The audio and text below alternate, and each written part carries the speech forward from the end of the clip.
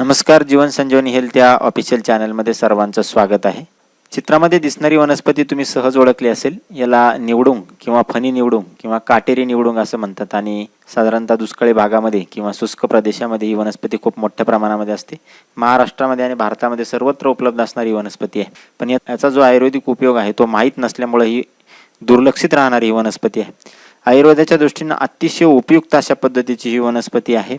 या वनस्पतीची जी ही फळं आहेत ती आयुर्वेदामध्ये खूपच महत्त्वाची आहे. पित्ताचा त्रास असेल, पित्ताशयामध्ये खडे झालेले असतील, 16 mm पर्यंतचे जे खडे आहेत ते या निवडुंगाच्या वापराने सहजरित्या फुटलेले आहेत.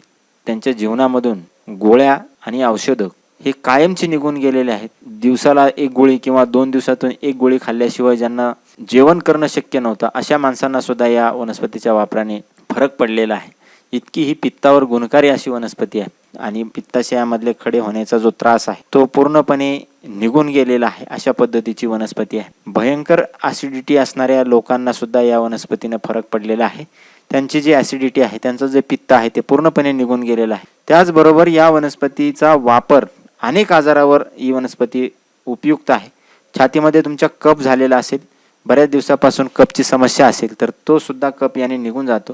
त्याचबरोबर दमा किंवा डांगा खोकल्याचा जो त्रास आहे तो सुद्धा याच्या फळाच्या वापराने निघून जातो. डोळ्याचे आजार सुद्धा या फळाच्या वापराने निघून जातात. उष्णतेचे जे त्रास आहेत, तळपायाचे आणि हाताची कातडी जात असते उन्हाळ्यामध्ये, तळ हाताची आणि पायाची, तर हा जो प्रॉब्लेम आहे तो सुद्धा या वनस्पतीच्या वापराने निघून जातो.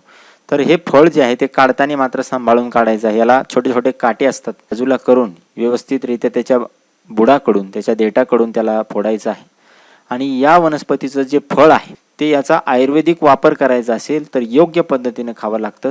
हे फळ जे आहे ते सलग तुम्हाला 7 दिवस उपाशीपोटी सकाळी 2 फळं जी आहेत ती याची खावी लागतात. आता याचे ज्या बिया असतात त्या थुकून दिल्या तरी चालतात किंवा गिळल्या तरी त्याचा काही साईड इफेक्ट नसतो. रस जो आहे तो गिळायचा आहे. याचं ज्यूस पण काढून पिलं जातं.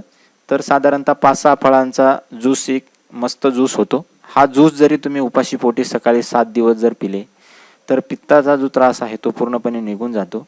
पित्ताशयामध्ये कितीही मोठाले खडे झालेले असतील तरी ते पूर्णपणे खडे याने फुटून जातात.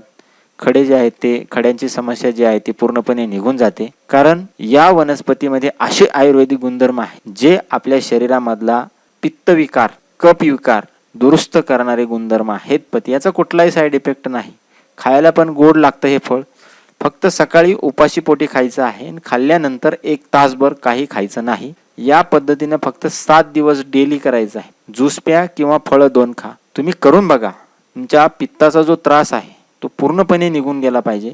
तर या वनस्पतीचा वापर तुम्ही अवश्य करून बघा आणि अशाच नवनवीन उपायासाठी जीवन संजीवनी हेल्थ ऑफिशियल चॅनलला लाईक आणि सबस्क्राईब करा. नोटिफिकेशनसाठी बेल आयकॉनवर क्लिक करा. धन्यवाद.